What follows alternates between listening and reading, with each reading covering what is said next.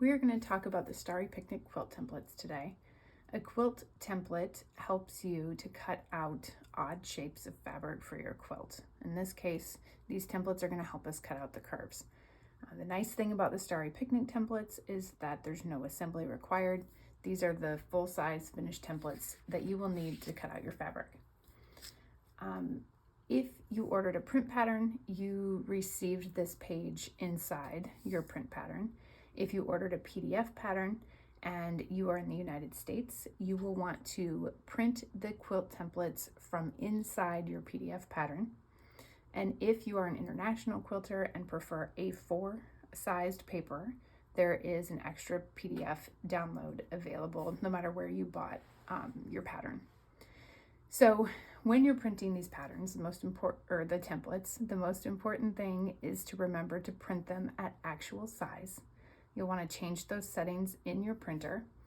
And after you print them, just to make sure that they came out the correct size, you will want to measure this 1-inch test square and make sure that it is indeed 1 inch.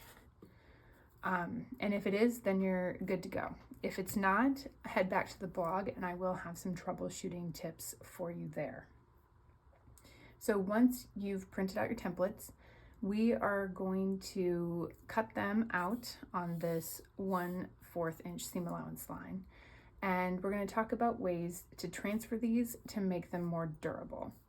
So once they're cut out, you have an option to trace them onto something else that maybe will withstand tracing and cutting with a rotary cutter a little bit more than just regular paper or even cardstock like this one's printed on.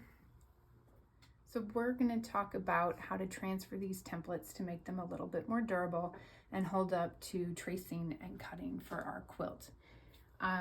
One option is to transfer them onto cereal board cardboard. This is a nice option because it's thick enough to hold up to the cutting and the tracing, but it's thin enough that you can cut a smooth curve. We want to make sure that our template is staying the same size and the curve is still accurate no matter what we are transferring the template onto.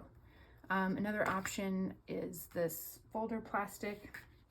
This one's a little bit thin, but there are different weights of that too. And the third option is Quilt Shop quilting template plastic. This one is easy quilting. This one's a little bit thicker. I don't know what this one's called. This is obviously a scrap from something else, but there are different options for that too. So we are going to cut out our templates and then we'll talk about how to transfer those templates.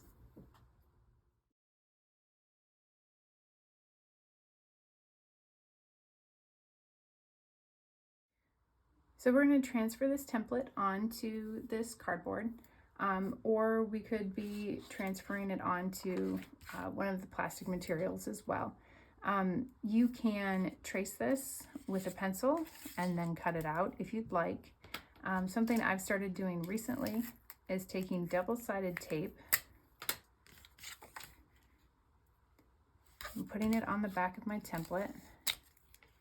This was in the drawer with the pipe cleaners, so it's a little bit dirty. And then taping it onto whatever material I'm using and cutting out from there.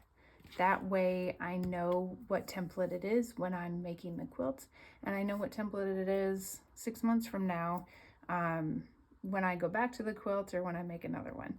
So then I would just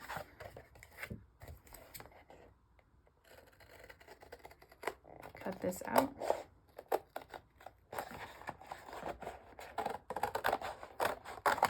Right on that same line, but now it's thicker and it's going to stand up to cutting and tracing a lot better. So here are my finished templates. I've got 2 on template plastic and 2 on cardboard, and all of 4 are going to work really well to cut out my pieces for my quilt.